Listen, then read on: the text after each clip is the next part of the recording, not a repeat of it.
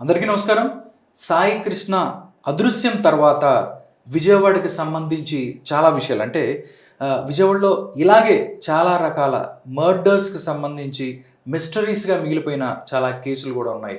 ఎందుకంటే ఈరోజు నాగరాజు ఎవరైతే ఉన్నారో అరెస్ట్ అయిన తర్వాత నిజంగా చూస్తే ఇలాంటి మిస్టరీస్ చాలా ఉన్నాయి విజయవాడకి సంబంధించి కూడా. అంటే ఈ కేసులు పోలిన కేసులు చాలా ఉన్నాయి. ఇలాగా ఎవరు చేశారో తెలియని కేసులు కూడా విజయవాడకి సంబంధించి చాలా ఉన్నాయని కూడా చాలామంది మాట్లాడుకుంటున్న పరిస్థితి ఉంది. ఈ విషయాలు మనతో మాట్లాడడానికి సీనియర్ జర్నలిస్ట్ భరద్వాజ్ గారు ఉన్నారు.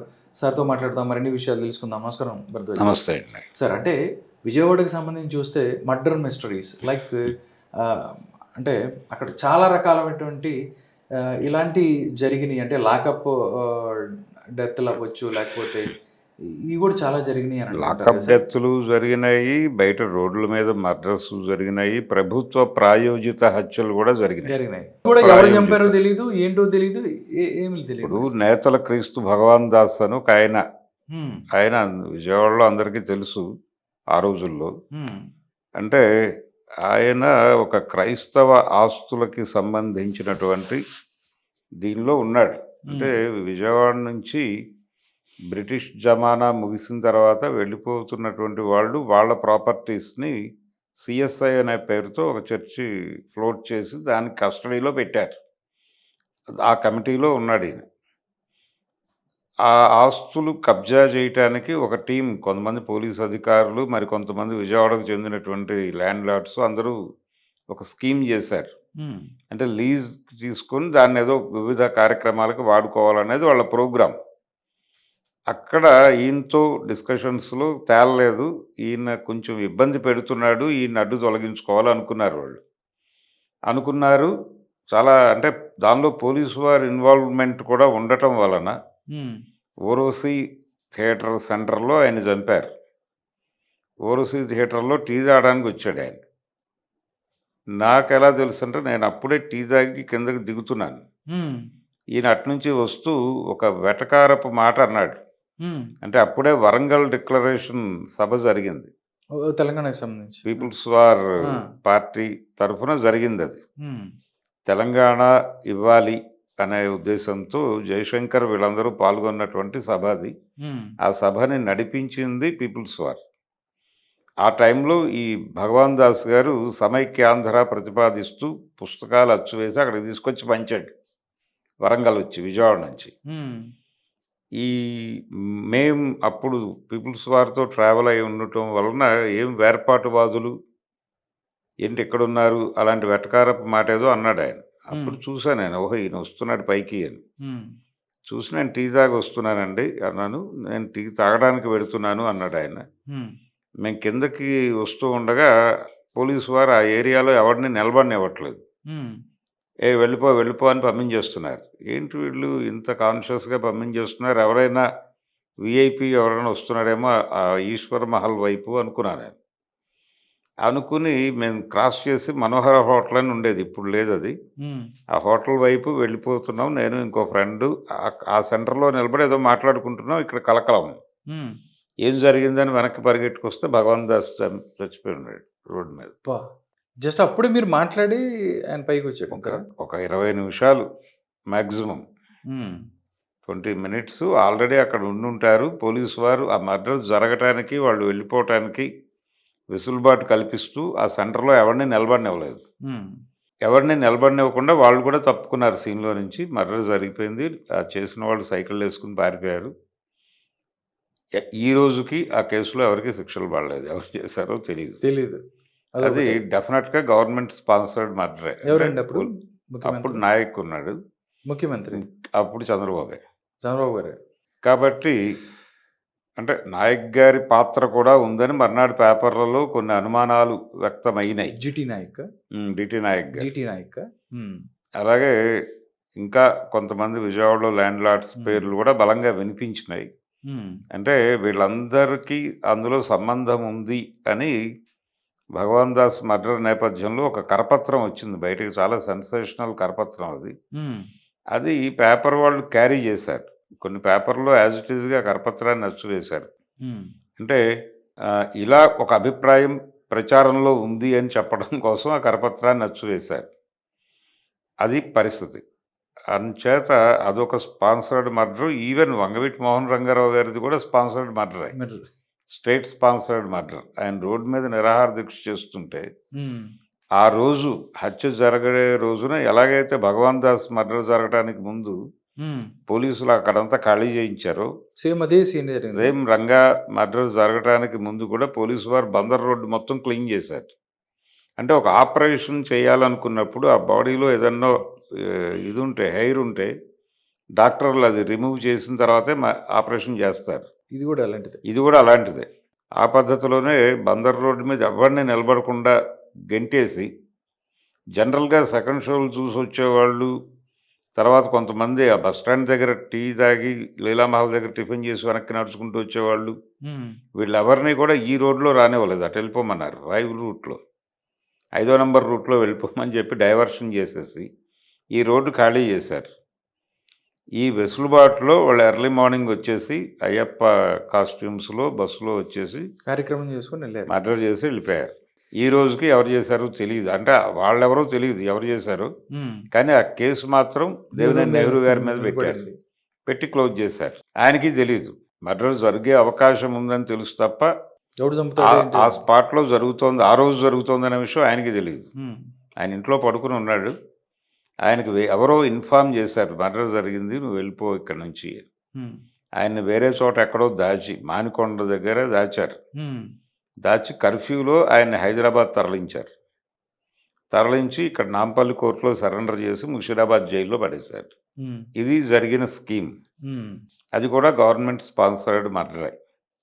ఇలా ప్రభుత్వ ప్రాయోజిత హత్యలు అనేకం జరిగాయి విజయవాడలో. విజయవాడలో. హ్మ్. సూర్యదేవర్ మల్లికార్జున్ ప్రసాద్ అనేటువంటి ఒక వ్యక్తి, పీపుల్స్ వార్ పార్టీకి చెందిన మనిషి ఆయన. హ్మ్. ఏదో కాంట్రాక్ట్ కోసం వచ్చాడు విజయవాడ. కాంట్రాక్ట్ మిస్ అయింది. మర్నాడు ఉదయం కాంట్రాక్ట్ ఉంది ఆయనకి. ఈ మధ్యలో ఎక్కడ ఉండాలని చెప్పి న్యూ కనకదుర్గ లాడ్జ్ అనే హోటల్‌లో రూమ్ తీసుకొని అందులో ఉన్నాడాయన. నైట్ జనరల్‌గా రైడ్‌లు జరుగుతాయి అప్పుడప్పుడు లాడ్జుల మీద అమ్మాయిల కోసం. హ్మ్. హ్మ్. అలా జరిగిన సందర్భంలో ఇతని రూమ్‌లోకి కూడా వెళ్లారు. ఆ రూమ్‌లో అతను రెడ్ ఫ్లాగ్ అని ఓ పత్రిక ఏదో చదువుతున్నాడు. అది చూసారాళ్ళు. హ్మ్. చూసి బయటికెళ్ళి యాంటీ గుండా స్క్వాడ్ వాళ్ళకి ఇన్ఫార్మ్ చేసేసి వెళ్ళిపోయారు. ఈ లా అండ్ ఆర్డర్ వాళ్ళు. హ్మ్. అయిపోయిన తర్వాత వాళ్ళొచ్చి ఇతన్ని కస్టడీలోకి తీసుకున్నారు. ఆ హోటల్ కుర్రాళ్ళు ఆ పక్క సందులో ఒక రాజస్థానీ టీ స్టాల్ దగ్గరికి పోయి, పుస్తకాలు చదివినా అరెస్ట్ చేయటం ఏమిటి అని మాట్లాడుకుంటున్నారు. హ్మ్. ఆ పక్కన ఒక టాటా హవాయి అని ఒక హవాయి చెప్పులు తయారు చేసే కంపెనీ ఒకటుంది. దానిలో ఏఐఎస్ఎఫ్ లీడర్ ఒకాయన, ఆయనది ఆ కంపెనీ. హ్మ్. ఆయన కూడా టీ తాగుతున్నాడు. వీళ్ళు పుస్తకాలు చదివితే అరెస్ట్ చేయటం ఏమిటి అనేది కనెక్ట్ అయింది ఆయనకి. హ్మ్. కనెక్ట్ అయ్యి ఈ కుర్రాళ్ళని అడిగాడు ఏం జరిగింది అంటే వాళ్ళు చెప్పారు. "పలానా నంబర్ రూమ్‌లో ఇలా జరిగింది రాత్రి" అని చెప్పారు. ఎర్లీ మార్నింగ్ అవర్స్‌లో చెప్పారు ఈళ్ళు. హ్మ్. ఆయనకి డౌటొచ్చింది. హ్మ్. పలానా వాళ్ళు అయ్యుండొచ్చు అని ఒక డౌటొచ్చి ఇమ్మీడియేట్‌గా పౌర హక్కుల సంఘం వాళ్ళ దగ్గరికెళ్ళి చెప్పాడు. హ్మ్. ఈ కుర్రాళ్ళు తిరిగి హోటల్‌కెళ్ళేసరికి ఈ కుర్రాళ్ళలోనే ఒకడు మేనేజ్‌మెంట్‌కి చెప్పాడు. ఆ టీ స్టాల్ దగ్గర రాత్రి జరిగిన వివరాలన్నీ ఈళ్ళు చెప్పేశారని. హ్మ్. వాళ్ళు పోలీసులతో మాట్లాడి మొత్తం రికార్డ్ మార్చేశారు. అబ్బా! కరెక్ట్‌గా 8:39కి వీళ్ళు పౌర హక్కుల సంఘం లాయర్లు ఎళ్లారు ఆ హోటల్‌కి. వెళ్ళి వాళ్ళు రూమ్ నంబర్ కూడా ఈ కుర్రాళ్ళు చెప్పడంతో ఫలానా రూమ్‌లో జరిగింది ఇన్సిడెంటు అని. అసలు ఆ రూమ్ గత 15 రోజుల నుంచి ఎవరికీ అద్దెకివ్వలేదు మేము. కావాలంటే రికార్డ్ చూసుకోండి అన్నారాళ్ళు. యమ్మో! ఏసేసారు. ఈ రోజు వరకు ఆయన ఏమైపోయాడో తెలీదు. తెలీదు. ఆయన్ని చంపేశారు, హ్మ్. తగలబెట్టేశారు, బూడిద కూడా ఎవరికీ ఇవ్వలేదు. హ్మ్. వాళ్ళ మదరు ప్రతి హోమ్ మినిస్టర్ దగ్గరికి ఆవిడ బతికున్నంత కాలం తిరిగేది. నా కొడుకు ఏమైపోయాడో చెప్పండి చాలు అని. అసలు ఏం చేసే ఏమైందని? ఏమీ చెప్పలేదు. ఆవిడ వెళ్ళిపోయింది. హ్మ్. ఇది మిస్సింగ్ మరణం కింద రికార్డ్ అయి ఉంది. ఇంటర్నెట్‌లో కొడితే బయటకొస్తుంది. హ్మ్. మిస్సింగ్ మరణాలు అని కొడవటి సుదర్శన్ అని ఒకతన్ని వరంగల్‌లో అరెస్ట్ చేసి అలాగే చంపారు. హ్మ్. ఈ రోజుకి ఆయన ఏమైపోయాడో తెలీదు. తెలీదు. హైదరాబాద్‌లో 'ఉమర్ ముఖ్తార్' అనే సినిమా చూస్తున్నటువంటి గోపగాని ఐలయ్య అనే పీపుల్స్ వార్ పార్టీ నాయకుడిని హ్మ్. ఆయన కొరియర్‌తో సహా జనమందరూ చూస్తుండగా అరెస్ట్ చేసి, తీసుకెళ్ళి ఇంకెక్కడో చంపేసి, తగలబెట్టేసి, హ్మ్. మాకు తెలీదన్నారా? మాకు తెలీదన్నారు. సినిమా హాల్‌లో వాళ్ళని అరెస్ట్ చేస్తుండగా చూసినోళ్ళు అనేక మంది బయటకొచ్చి మాట్లాడారు. హ్మ్. వాళ్ళు ఎందుకు మాట్లాడారో, ఎవరిని చూసి మాట్లాడారో మాకు తెలీదు. ఆ రోజు అసలు అటువంటి సంఘటనే జరగలేదు ఆ ఏరియాలో. మాకు తెలీదు. రామారావు గారు సీఎం అప్పుడు. అప్పుడు కూడా టీడీపీనే. టీడీపీనే. హ్మ్. కాబట్టి ఈ పరంపరలోనే విజయవాడ నగరానికొస్తే మళ్ళీ ఎన్‌కౌంటర్ ఎడిటర్ పింగళి దశరథరామ్ గారి హత్య కూడా రామారావు గారి హయాంలోనే. కారంచేడు ఇన్సిడెంటు అది ప్యారలల్‌గా జరిగినాయి. హ్మ్. ఆ టైంలో కూడా అధికారంలో ఉన్నటువంటి ఒక మంత్రి గారి తాలూకా వ్యవహారం ఏదో ఆయన రాశాడు ఎన్‌కౌంటర్‌లో అనేది కీలకం. అందుకని టార్గెట్ చేసి చంపాలనుకున్నారు. ఆయన రిక్షాలో ఇంటికెళ్తుండగా రిక్షా ఆపి పొడిచి చంపేసి పారిపోయారు. హ్మ్. అంటే ఈ సంఘటనల్లో రంగా ఇన్సిడెంట్‌లో కావచ్చు, భగవాన్ దాస్ ఇన్సిడెంట్‌లో కావచ్చు, హ్మ్. పింగళి దశరథరామ్ గారి ఇన్సిడెంట్‌లో కావచ్చు, వీళ్ళు హైర్ చేశారు మనుషుల్ని. హ్మ్. వేరే చోట నుంచి మనుషుల్ని హైర్ చేసి వాళ్ళతో ఆ పని చేయించారు జాగ్రత్తగా. హ్మ్. నేరుగా పోలీస్ ఇన్వాల్వ్‌మెంట్ లేదు. లేదు. ఇప్పుడు గాజు సాయికృష్ణ ఎపిసోడ్‌లో వీళ్ళ ఇన్వాల్వ్‌మెంట్ ఉంది. వీళ్ళే చంపేశారు. హ్మ్. ఇంకెవరినో ప్రొటెక్ట్ చేయడం కోసం. ఇది కూడా స్పాన్సర్డ్ మర్డరే. అంటే అతను ఎక్కడో బరస్ట్ అయ్యాడు. హ్మ్. నా మీద అతని మీద 23 కేసులున్నాయని చెప్తున్నారు వీళ్ళు. హ్మ్. అందులో చాలా కేసులు కొట్టేశారు కోర్టులో. అతను కన్విక్ట్ కాలా. అయితే పెండింగ్ ఉన్నటువంటి కేసులు, వాయిదాలు ఎగ్గొట్టిన కేసుల్లో అతనికి ఎన్‌బిడబ్ల్యూ ఇష్యూ అయింది. హ్మ్. ఈ కేసులకి సంబంధించి, హెరాస్మెంట్‌కి సంబంధించి ఎందుకు నన్ను టార్చర్ పెడుతున్నారు? నా దగ్గర ఈ సమాచారం ఉంది. నేను ఇది బయట పెడితే చస్తారు నా కొడకల్లారా. ఆ టైప్‌లో. ఆ టైప్‌లో ఏదో ఏదో మాట్లాడి బెదిరిచ్చాడు. ఉంటాడు. హ్మ్. ఆ బెదిరింపు అవతలోళ్ళకెళ్ళింది. హ్మ్. అక్కడి నుంచి ఇన్‌స్ట్రక్షన్ వచ్చింది ఆడిని తీసేయండి అని. ఆ కథ ప్రకారం చంపేసి అవతల పారేశారు అంతే. ఓకే. సార్ అంటే కొంతమంది అనుకుంటుందేంటంటే సార్, మన తెలుగు రాష్ట్రాల్లో కేసీఆర్ గారు ముఖ్యమంత్రిగా ఉన్నప్పుడు దాంతో పాటుగా ఇక్కడ కూడా ఆహ్, కొంతమంది ఎవరైతే ఉన్నారో వాళ్ళని ఆడపిల్లల మీద ఇలా అఘాయిత్యాలు చేసిన వాళ్ళని చంపేశారు సార్. అంటే ఎన్‌కౌంటర్ చేసిన పరిస్థితి ఉంటది. అంటే అలాంటి సానుభూతి దీనికి కూడా వస్తదని ఎక్స్‌పెక్ట్ చేసారా? ఎందుకంటే ఇతను కూడా క్రిమినల్ కానీ అంటే సానుభూతి అంటే హ్మ్. అది ఎస్టాబ్లిష్ చేశారు కదా! Rowdy sheeter. హ్మ్. అతను ఆడపిల్లల పాలిట అనుచితంగా ప్రవర్తిస్తాడు. ఫోక్సోలో కూడా ఫోక్సో అతని ఉంది మీద అతని మీద. పోక్సో కేసు ఒకటుంది. హ్మ్. కాబట్టి అతను చాలా క్రూయల్ బిహేవియర్ అతనిది. హ్మ్. చాలా యారగంటు గొడ్డలు పట్టుకుని ఫోటో దిగాడు అనేది అదొకటి ఆ! ఎస్టాబ్లిష్ ప్రదర్శించారు. చేశారు. ఇలా అతను ఒకళ్ళని కొడుతూ వీడియో తీసి, ఆ వీడియో చూసుకొని ఆనందించాడని. హ్మ్. తర్వాత ఒక రెడ్డిని చితక్కొట్టేసి తీసుకెళ్ళి గవర్నమెంట్ హాస్పిటల్ గేట్ దగ్గర పారేశాడని. హ్మ్. ఇలా 100 విషయాలు అతని గురించి బయట ప్రచారం చేశారు వాంటెడ్‌గానే. హ్మ్. అంటే ఇంత క్రూయల్ పర్సన్‌ని పోలీసులు చంపేశారు. హ్మ్. చంపారు. పబ్లిక్ దీని మీద రియాక్ట్ కాకుండా. అంటే నువ్వు అలా గ్రాంటెడ్‌గా తీసుకొని ఎలా చంపేస్తావని చెప్పి ఎవరు రియాక్ట్ కాకుండా ఒక నేరేటివ్‌ని కల్పించారు. హ్మ్. ఈ కల్పించటం అనేదే కుట్ర. అంటే ఇది వాంటెడ్‌గా చేసిన పనే. హ్మ్. అతను నిజమే. అతను 1000 మర్డర్‌లు చేశాడు. 1,00,000 రేపులు చేశాడు. దుర్మార్గుడే. హ్మ్. ఏంటి? కాదని ఎవరు అనటం లేదు. కోర్ట్‌లో పెట్టాలి కదా! కోర్ట్ అనేది ఒకటుంది కదా! కోర్టులు తీసేయండి మీరు. హ్మ్. ఇన్‌స్టంట్ జస్టిస్ అని గనక అనుకుంటే అంటే ఇది ఒక పథకం ప్రకారమే ప్రజల బుర్రల్లో ఎక్కించారు వీళ్ళు. కసబ్ అనేవాడిని అన్ని సంవత్సరాలు విచారణ టైంలో మేపారు జైల్లో పెట్టి. హ్మ్. వాడికి ప్రతి వారం మటన్ పెట్టేవారట. మటన్ పెడతారు. జైల్లో ఎవడున్నా పెడతాడు. అదేదో వింతగా వాడి కోసం నేను పన్నులు కట్టిన డబ్బులతో వాడికి మటన్ కొనటం ఏంటి? అని భారతీయులని రెచ్చగొట్టడం. హ్మ్. ఇదంతా వ్యూహం ప్రకారం జరిగిన కార్యక్రమమే. హ్మ్. ప్రజలారా మనం కట్టిన డబ్బులతో అక్కడ వాడు మటన్ తింటున్నాడు. కసబ్‌కి మటన్ పెడుతున్నారు. కసబ్‌కి పొద్దున్నే ఉప్మా పాలిచ్చారు. పెడుతున్నారు. హ్మ్. పాలిచ్చారు. హ్మ్. గుడ్లు పెడుతున్నారు. గుర్తుంచుకోండి ప్రజలారా! పర్టిక్యులర్‌గా హిందువులారా! హ్మ్. హిందూ ప్రజలారా! హిందూ బంధువులారా! మీరందరూ గుర్తుంచుకోవాల్సింది మీరు కడుతున్న పన్నులతో ఆడికి రోజుకి హ్మ్. 4 గుడ్లు పెడుతున్నారు. దీన్ని మీరు ఖండించలేరా? అని రెచ్చగొట్టి హ్మ్. అతన్ని ఆ క్షణమే చంపేసుంటే బాగుండేది. ఇంతకాలం విచారణ జరిపి ఉరేసి అదొక డ్రామా అనే నేరేటివ్ ప్రజల మనసుల్లోకి తీసుకెళ్ళగలిగారు గదా!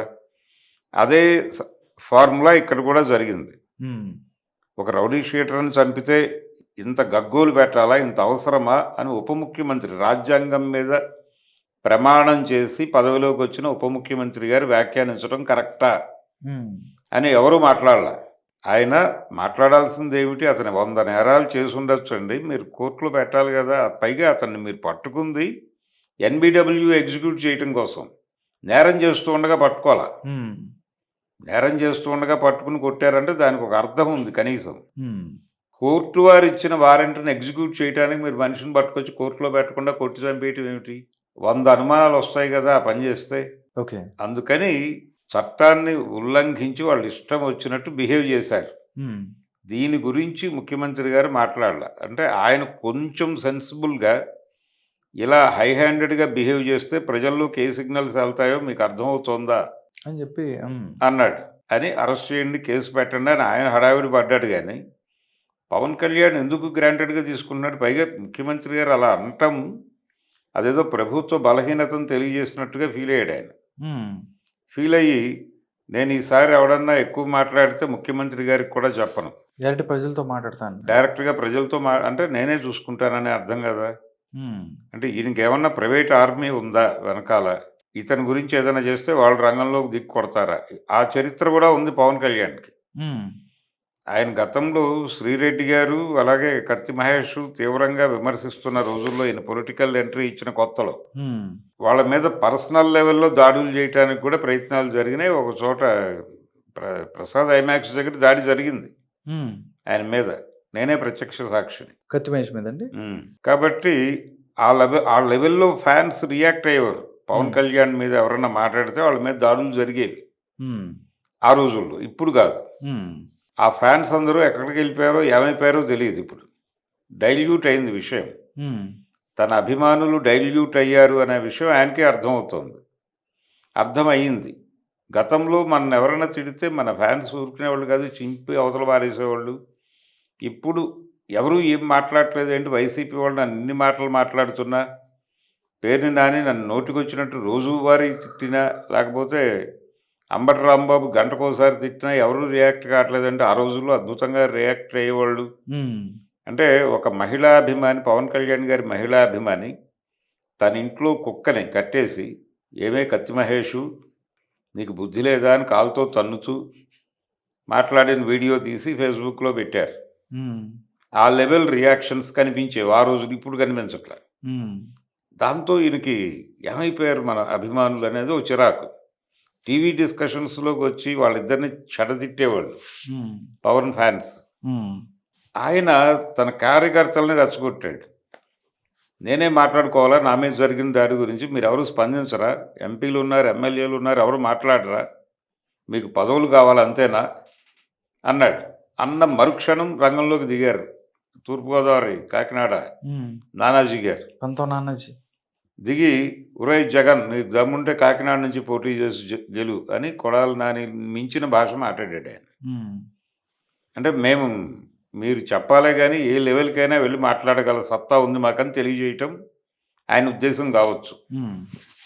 ఈయన మాట్లాడగానే ఇమ్మీడియేట్‌గా బాలినేని గారు బన్నీ శ్రీనివాసరెడ్డి. ఆయన రంగంలోకి దిగి ఆయన ఓపెన్ చేశాడక్కడ. నెమ్మదిగా జనసేనలో ఉన్నటువంటి నాయకులందరూ కూడా ఎవరికి అందుబాటులో ఉన్న మీడియా ముందుకు వాళ్ళెళ్ళిపోయి జగన్మోహన్ రెడ్డిని, ఆయన పార్టీని తిట్టే ప్రోగ్రామ్‌లో దిగిపోయారు. సో, ఇప్పుడు హ్యాపీ ఆయన. హ్మ్. పవన్ కళ్యాణ్. ఈ లెవెల్‌లో ఆయన క్యాడర్‌ని ఉసుగొల్పాడు జనం మీదగా. అది గొడవ నడుస్తోంది కానీ, ఆయన మాట్లాడాల్సిన మాటేమిటి? అతను కాపు అవునో, కాదో ఆ గొడవ కూడా నీకు సంబంధం లేదు. హ్మ్. ఒక మనిషిని పోలీసులు చంపారు. అతన్ని క్రైమ్ జరుగుతుండగా అరెస్ట్ చేయలేదు. ఒక ఎన్‌బీడబ్ల్యూ ఎగ్జిక్యూట్ చేయటానికి పట్టుకొచ్చిన మనిషిని హ్మ్. థర్డ్ డిగ్రీ ఉపయోగించి చంపటం అనేది ఎలా కరెక్టు? అది దానికున్నటువంటి లీగాలిటీ ఏమిటి? అని క్వెషన్ చేయాలి గదా నువ్వు. నువ్వొక కాన్స్టిట్యూషన్ పరిరక్షకుడిగా ఉన్నావు గదా పదవిలో. హ్మ్. ఉండి నువ్వు మాట్లాడాల్సిన పద్ధతి అదే. పైగా నీ క్యాడర్‌కి రెచ్చిపోమని చెప్పి నువ్వు ఇండికేషన్ ఇచ్చేసి ఎళ్ళిపోతావా? హ్మ్. అలా ఆ లెవెల్‌లో తయారైంది వ్యవస్థ అక్కడ ఓకే. ఆంధ్రప్రదేశ్‌లో. హ్మ్. కాబట్టి హోంమంత్రి గారు సైలెంట్‌గా ఉన్నారు. పైగా ఆవిడకి ఇది రెండోసారి హ్మ్. పవన్ కళ్యాణ్ నుంచి అటాక్. నేను గాని హోమ్ తీసుకునుంటే హ్మ్. అని ఆయన బెదిరించడం ఇది రెండోసారి. ఆ రోజు కూడా ఆవిడ అది మొదటిసారి కాబట్టి ఆవిడ భయపడి హ్మ్. నా వైపు నుంచి ఏవైనా తప్పు జరుగుతోందా అయ్యగారు అని చాలా వినయంగా వెళ్ళి పవన్ కళ్యాణ్‌ని కలిసి వివరణ అడిగారావిడ.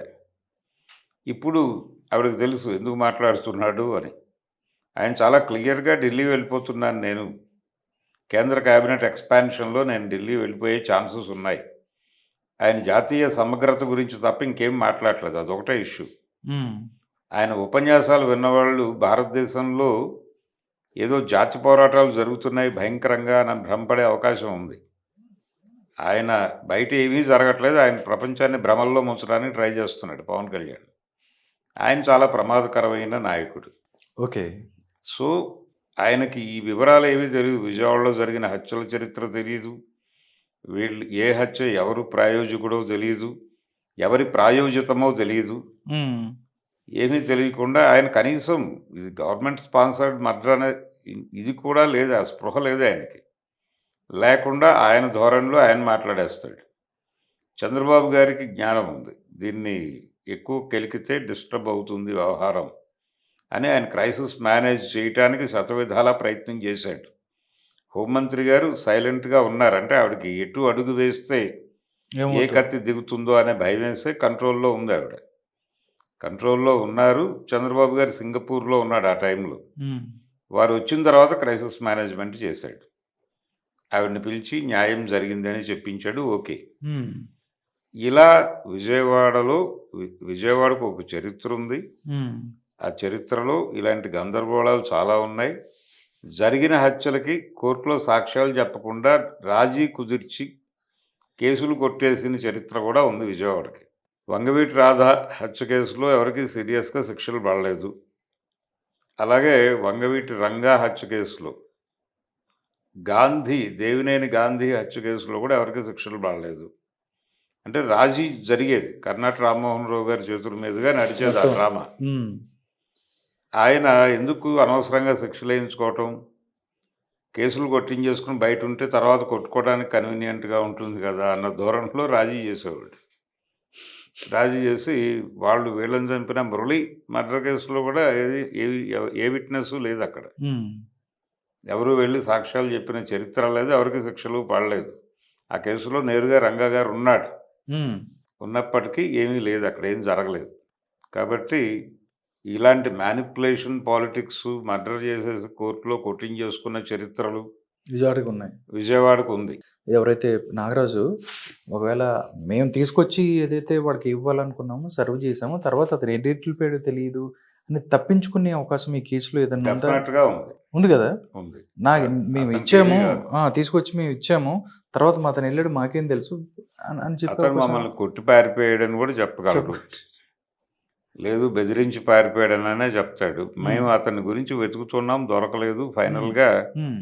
చచ్చిపోయి ఉండొచ్చేమో అని మేము ఒక అజంప్షన్‌కొచ్చాం. ఈ లోపల ఫ్యామిలీ నుంచి ప్రెషర్ పెరిగింది. హ్మ్. ఈ గందరగోళంలో ఉండగా ఏదో ఆ దగ్గరలో ఒక బస్ స్టాప్‌లో ఏదో అన్‌ఐడెంటిఫైడ్ బాడీస్‌ని కొన్ని తీసుకెళ్ళి తగలబెట్టారని ఒక వార్త తెలిసింది. హ్మ్.